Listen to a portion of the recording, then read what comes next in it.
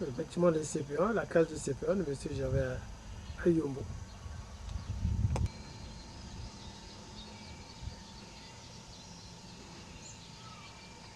Ici dans cette classe, avec M. Philippe Aoui, avec Jean-Michel Akounonja, Konga Akoundé, Jean-Stéphane.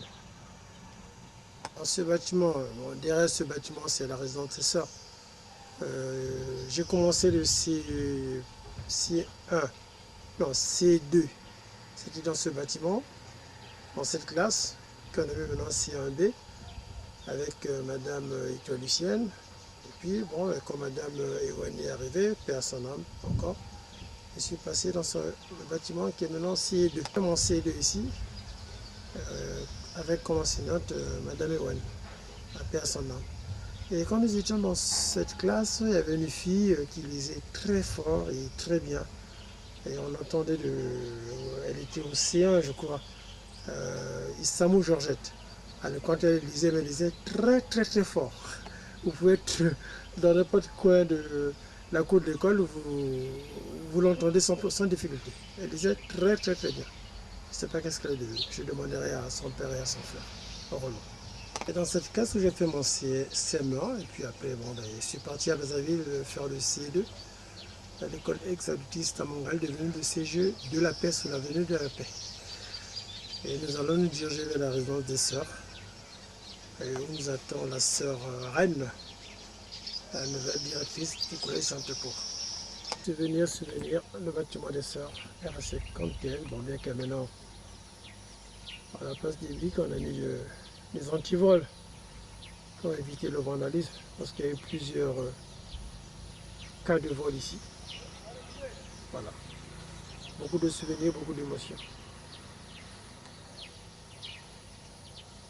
Et vous voyez, les bâtiments bleus là-bas, c'est l'hôpital de base de Mokwa.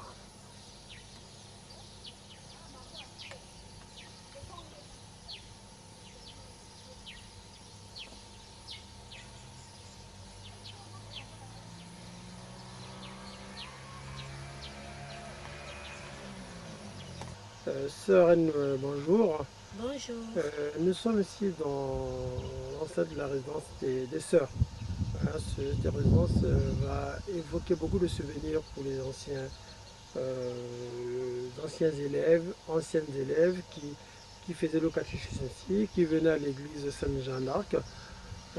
J'aimerais savoir de vous, vous êtes arrivé à Makwakan, quelle fonction avez-vous occupé et qu'est-ce que vous avez à nous dire au sujet de l'école primaire Sainte-Croix? Ok, merci de me donner cette opportunité de parler du complexe scolaire Sainte-Croix. Je commencerai d'abord par me présenter. Je suis sœur Reine Obeukwa, sœur de la Croix de Chavanou. Donc je suis arrivée ici à Makwa en 2007, où j'ai été envoyée par mes responsables pour travailler au complexe scolaire, dans le complexe scolaire Sainte-Croix. Et j'y ai commencé comme directrice adjointe à l'école primaire, donc de 2007 en 2008. Et de 2008 en 2013, j'ai travaillé comme directrice de l'école primaire Sainte-Croix.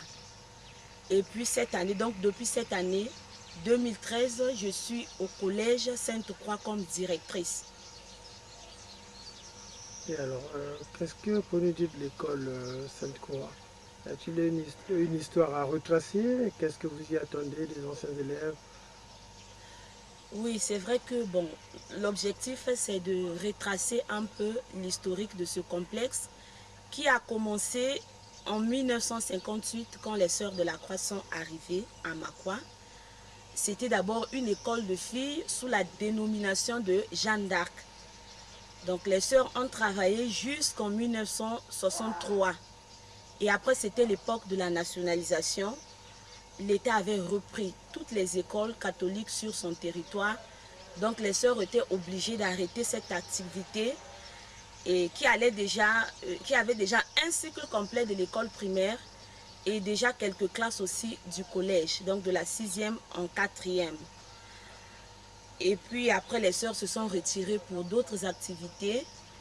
Et seulement en 99, quand l'État va donner cette occasion encore à l'Église catholique de reprendre les écoles sur son territoire, donc c'est le temps de la rétrocession, les sœurs vont saisir cette occasion pour reprendre l'école qui était devenue Henri Itoua. Donc cette fois-ci, les sœurs vont l'appeler École Sainte-Croix. Elles vont commencer avec la partie primaire et ensuite le collège. Le collège qui a fêté son 10e année l'année dernière. Et puis, qu'est-ce que je peux dire encore?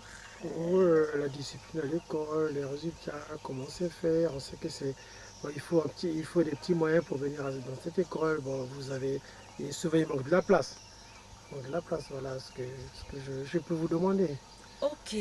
Bon, depuis que l'école existe, je pense quand même que les sœurs qui travaillent essayent avec le personnel mis à leur disposition de faire un travail de fond.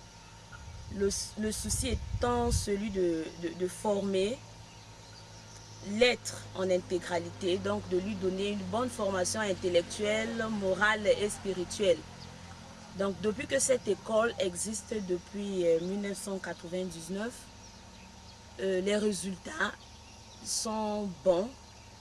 Et cette école a formé beaucoup d'enfants qui aujourd'hui aussi évoluent dans d'autres écoles. En l'occurrence, certains de nos élèves qui sont à l'école des cadets, qui sont au lycée d'excellence de Mbunda, parce que depuis que ce lycée existe chaque année, Sainte-Croix a envoyé au moins 2 élèves qui réussissent toujours à ce concours et qui là-bas tiennent aussi. Et nous avons déjà des élèves aussi à l'étranger qui travaillent bien, en l'occurrence de Reine Loufouma, qui est au Maroc et qui travaille bien.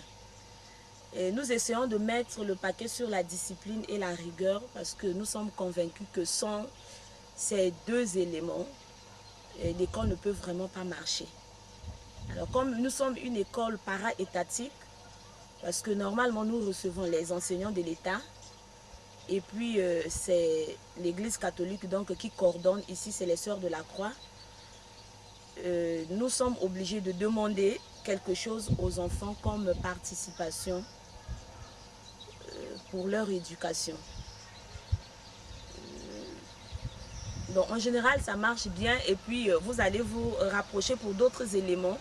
Vous allez vous rapprocher des anciennes élèves de l'école Sainte-Jeanne d'Arc qui ont commencé là, qui ont étudié là et qui aujourd'hui ont formé une association pour soutenir les efforts des sœurs dans cette structure. Vous allez vous approcher également des anciens élèves du collège Sainte-Croix qui aujourd'hui à l'université se sont constitués aussi en petits groupes.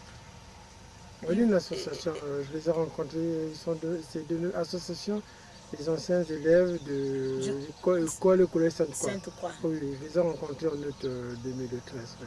Ok. Effectivement, oui. Et sans oublier bien sûr la sœur Cécile, c'est la seule pionnière de l'école qui reste et qui est encore ici au Congo.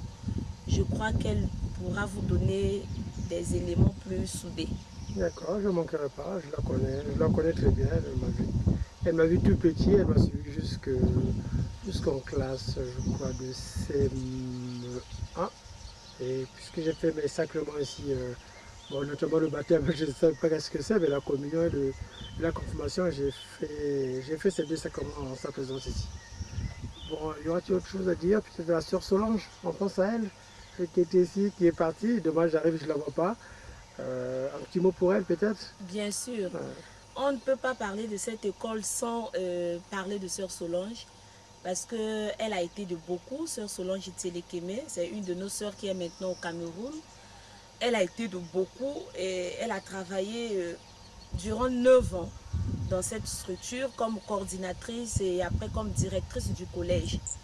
Elle a beaucoup fait dans la formation des élèves. Nous gardons un très bon souvenir d'elle. Bon, merci beaucoup ma soeur et à très bientôt ma soeur. Merci Monsieur Philippe. Je profite aussi de vous remercier pour tout le soutien que vous nous apportez. Merci. Je vous en prie ma soeur. Merci beaucoup. Au revoir. Au revoir. Il faut enlever tout ce qui n'est pas...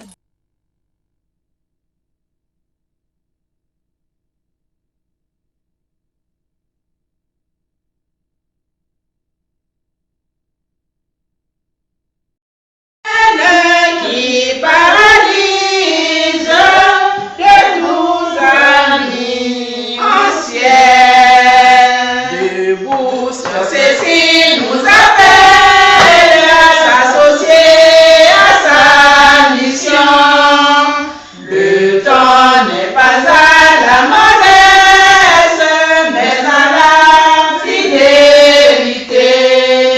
Toujours fidèle est notre Église, toujours fidèle au sein de la croix, abat la haine qui paralyse, toujours fidèle au ciel. Je sais que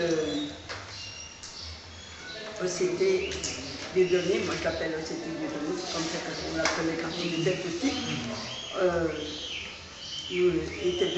est venu pour un petit peu avoir les échos du début de l'école de Makwa. Parce qu'il n'y a plus beaucoup de personnes qui peuvent dire comment se déroulait cette école. Et celles qui sont maintenant en charge, sœur Reine, sœur Natacha, aimerait bien avoir une petite historique de notre école, parce que je vois que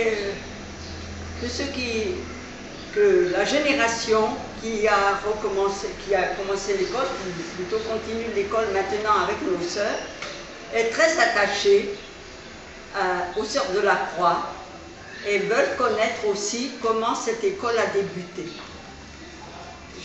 L'autre jour, je me suis retrouvée, grâce à Louis Camille, au milieu d'un groupe de jeunes qui ont passé par l'école Sainte-Croix et qui sont maintenant à l'université. Ils étaient une quinzaine, nous nous sommes retrouvés une quinzaine avec ces jeunes. Et ils ont voulu faire ça, ils m'ont invité, ils avaient invité aussi sur Lucie Solange. Ils ont voulu le faire pour que nous puissions. Ils voudraient qu'il y ait quelque chose qui les relie avec les débuts de l'école. Ils ne se sentent pas fondateurs de l'école, bien qu'ils aient été là quand on a repris les écoles en 1999. Mais ils sentent bien que cette école, elle a des racines et ils voudraient connaître un peu ce qui a été au départ de cette école. D'accord, ma soeur. On va aller droit au but. Oui, si tu veux, ouais. On peut y aller. D'accord. Si on peut fermer la porte, ça nous arrangerait de beaucoup. Non, juste fermer la porte pour le bruit qui peut intervenir, s'il vous plaît. D'accord. On revient à notre question traditionnelle, ma soeur. Toujours heureux et content de vous rencontrer. Je crois que je devais avoir, je ne sais pas, 7 ans, 8 ans, je ne sais plus. De la rigueur que vous nous avez témoignée, ça nous a servi de beaucoup aussi. Ma question est toute simple, ma soeur. il faut reconstituer l'histoire de l'école Jeanne d'Arc, l'école des filles, l'école du marché, l'école Henri Toi, aujourd'hui l'école Sainte-Croix. Ma soeur, vous êtes arrivée au Congo en quelle année? Je suis arrivée au Congo, précisément à Makwa, le 4 septembre 1958. Et je vous laisse... Nous avions voyagé pendant 3 semaines sur le bateau Foch qui nous a emmenés de Marseille à Pointe-Noire. Nous étions 4 sœurs au départ, sœur Marie-André Mossat, vous l'avez connue, sœur Bernadette Grenard, sœur Anne-Marie Chanel et moi-même. Et c'était Monseigneur Berry, répondant à une demande des gens de Makwa, précisément à M. Hitois Henri, qui était venu en France dans une réunion de supérieurs majeurs pour lancer l'appel, pour avoir des sœurs qui viennent dans le Nord Congo. Et à ce moment-là, vous savez que le pape avait aussi, lui, lancé un appel pour qu'il y ait des missionnaires. C'était le pape Paul VI. Pie XII. Donc il ne faudra pas vérifier les... C'est le pape Pie XII. Pie XII. C'est pas 10. 10. Alors, il lui-même avait lancé un appel en faveur de l'Afrique pour qu'il y ait des prêtres, des sœurs qui partent. Et ça correspondait justement à une des intuitions de la congrégation qui voulait envoyer des sœurs en Afrique. Et c'est ainsi que nous nous sommes retrouvés dans le nord du Congo. Nous aurions pu choisir d'autres endroits, mais notre supérieur, qui avait pris la peine de venir une année auparavant visiter le Nord Congo en compagnie de Monseigneur Berry, avait choisi justement d'aller dans le Nord parce qu'il lui semblait que c'était là qu'il y avait de grands besoins. Puisque dans le sud, à Brazzaville, il y avait déjà des religieuses. À Makwa, il n'y avait pas de religieuses. Nous avions le choix entre Owando et Makwa. Et sœur Mère Yvonne, notre supérieure générale, a préféré Makwa. Donc nous sommes arrivés le 4 septembre 1958, accueillis par les pères spiritains qui habitaient encore à l'époque le bâtiment qu'on a appelé après la Villa Babin. Et nous sommes arrivés 8 jours avant les frères maristes qui venaient pour ouvrir le collège de Makwa. Nous avons logé donc de septembre jusqu'en octobre, mi-octobre, dans une petite maisonnette qui était à côté de la maison des pères. Et l'école étant prête, mais notre maison n'étant pas encore prête, nous avons logé dans une des salles de classe du premier bâtiment qui était du côté du marché de Makwa. Donc ce bâtiment avait 2 salles de classe, plus le bureau qui est toujours existant entre deux. Donc nous avons logé là et donc nous avons préparé la rentrée. Or, on ne savait pas trop que préparer. Le père Véran, qui était à ce moment directeur de l'enseignement catholique, nous avait pressé de faire un peu de publicité pour avoir les filles à l'école. Il disait, vous verrez, la rentrée va arriver, vous n'aurez personne. Bon, mais nous étions tellement nouvelles en Afrique qu'on ne voyait trop comment faire pour faire cette publicité. Sauf que probablement les pères avaient annoncé ça à l'église, je ne me souviens pas. Mais toujours est-il que le matin de la rentrée, nous nous sommes retrouvés avec 80 enfants devant nous, le matin de la première rentrée en octobre. Donc j'ai pris le cours des débutants, comme on disait, avec 80 enfants cette année-là, vers la fin octobre, je crois vers le 21-22 octobre. Il faudrait vérifier dans notre cahier journal. Et bon, l'année scolaire s'est déroulée j'en garde un très bon souvenir de cette année-là. Les enfants ici, à part quelques-unes qui avaient fréquenté déjà à Saint-Pierre, qui connaissaient un peu de français, sinon l'ensemble des enfants étaient trop jeunes pour connaître le français, ils ne leur parlaient pas français. Donc elles, les enfants et nous-mêmes avons dû nous ingénier pour pouvoir travailler ensemble, pour apprendre le français. Et je garde particulièrement un bon souvenir des leçons de langage, de vocabulaire qu'on faisait, où les enfants étaient, on appellerait ça aujourd'hui des méthodes actives. On les sortait de l'école, ils allaient au marché, on leur faisait énumérer les choses qu'ils voyaient, on leur présentait des ustensiles et ils devaient bien retenir le nom de ces choses-là, comme ça. Donc l'année s'est déroulée à ce moment-là, donc la première année. Et au mois de février, donc 1959, nous avons pu rentrer dans notre propre maison, celle qui est du côté de l'hôpital. Les sœurs, là, ont beaucoup travaillé pour aménager. Il y avait les grandes herbes, comme vous connaissez.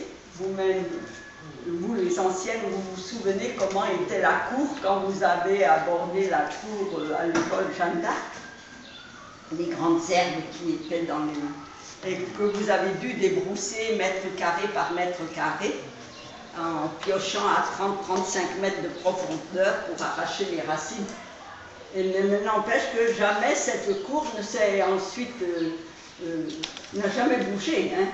On y a planté du gazon, on a entretenu la cour et jamais les herbes n'ont repoussé là-dedans. Donc ça veut dire que vous aviez bien fait le travail. Après, donc la deuxième année a été ensuite, c'était sœur Bernadette Grenat qui a pris le cours des CP2 et moi j'ai continué avec le CP1. Et ma sœur, vous pouvez citer quelques noms en dehors des religieuses, ceux qui vous ont aidé à enseigner dans cette école dès son année d'ouverture? Oui, dès l'année d'ouverture, donc il n'y avait que moi la première année, deuxième année sœur Bernadette. En troisième année est arrivée sœur Madeleine Giguet et sœur Edith Forat, qui ont, elles, à leur tour, pris une classe.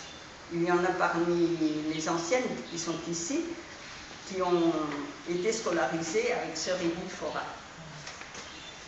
Sœur Madeleine Giguet, ensuite, aura à s'occuper du collège, de l'ouverture du collège, quand on a ouvert le collège. Et puis autrement, dans les maîtres, je tiens moi à rappeler la mémoire des maîtres que nous avons eus, qui étaient vraiment de vrais maîtres pédagogues et qui avaient vraiment une vocation d'enseignant, entre autres M. Ayouni Gervais, M. Otouba Ernest, Atia Henriette, pour ceux que j'ai vraiment bien connus. Après, il y a eu des stagiaires, il y a eu des gens qui ont passé, qui n'ont pas fait longtemps, qui n'ont pas duré très longtemps à l'école. Eux, ils ont été vraiment les piliers de l'école et qui ont vraiment toujours participé aux activités. On conduit les élèves là où il fallait les conduire, qui venaient à la messe avec les élèves quand il fallait nous rendre à l'église. Vraiment, ce sont des maîtres dont on ne peut pas oublier le souvenir. Et puis, donc, nous avions pris comme orientation de monter chaque année avec une nouvelle classe. Ce qui fait que nous avons mis 6 ans pour avoir le cycle complet du primaire. Mais je crois qu'entre-temps, nous avions déjà ouvert le collège.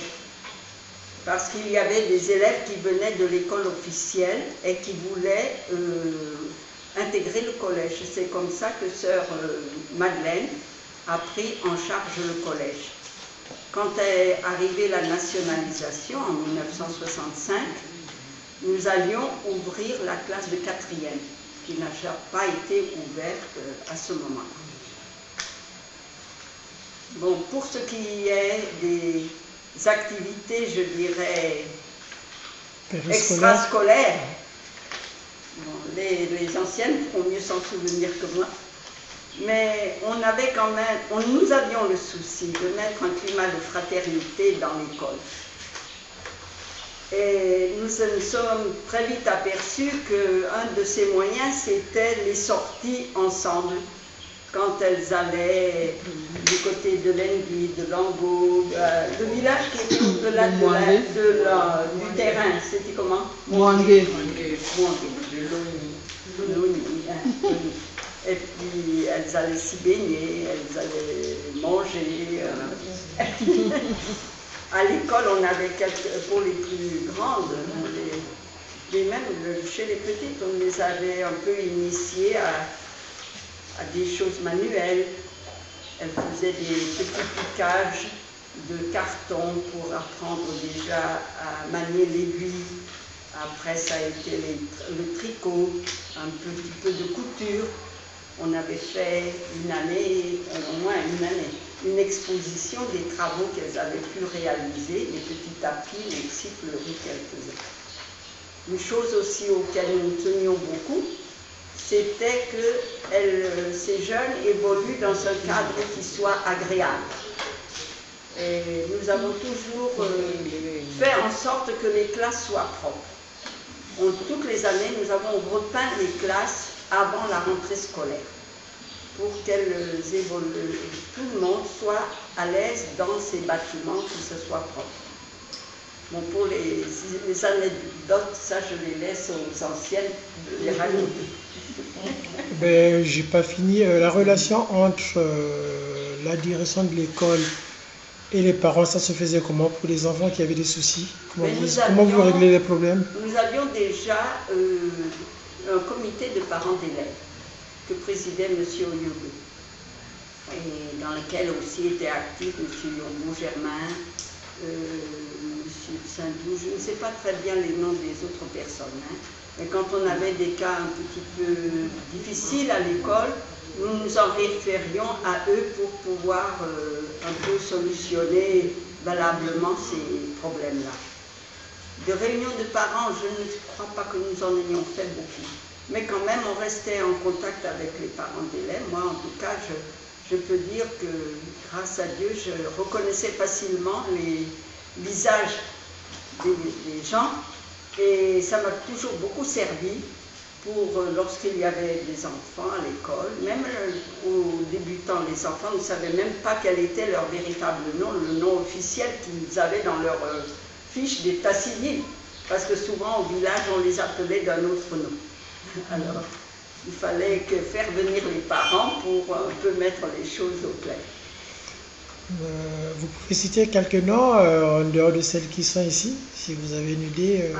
De celles qui sont dans les anciens élèves. élèves. Je pense à Ombetta Hortense, il y avait Salo Germaine, il y avait Akouli Charlotte, il y avait, je ne sais pas, les plus anciennes, je pourrais encore en trouver certainement des Attingui Antoinette. Les noms sont restés pour quelques-unes. Celles qui sont là, par exemple. Vous pouvez les citer, hein, vous pouvez les citer. Mais tout souvent, je reconnais les personnes, même encore maintenant. Je dis, oh, toi, tu étais à l'école avec nous. Mais je ne peux pas forcément mettre un nom et un prénom sur leur visage. D'accord. Toujours dans les souvenirs, certaines anciennes de vos élèves ont pu avoir la vocation d'être religieuses. Vous avez encore les noms? Oui, il y avait Fernande Cosso qui était venue dans la congrégation des Sœurs du Rosaire avec Marie-Thérèse Andagnolo.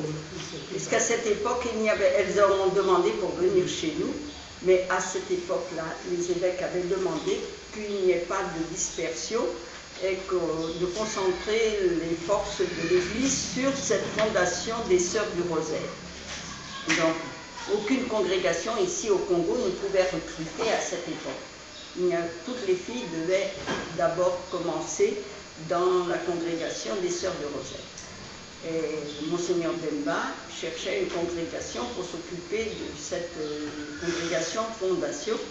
C'est ainsi que Sœur Marie-André Mossa avait été sollicitée et elle avait répondu à cet appel. Et nous nous sommes occupés des Sœurs du Rosaire pendant quelques années. Les Zungula. Oui.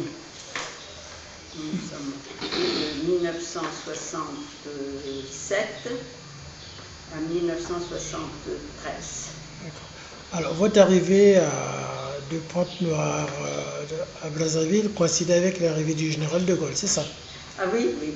Nous avons voyagé sur le même bateau d'abord que Jacques Opango. Monsieur Opango, celui qui était presque il était député, il était quoi à l'époque. Il venait d'ailleurs pour la réception du général de Gaulle ici. Et à la fin août ici, nous étions tous les Congolais qui pouvaient, étaient au Salégoué pour écouter le général de Gaulle qui avait offert aux Congolais, comme dans les autres pays francophones, un temps de transition qui les acheminerait à l'indépendance en 1960.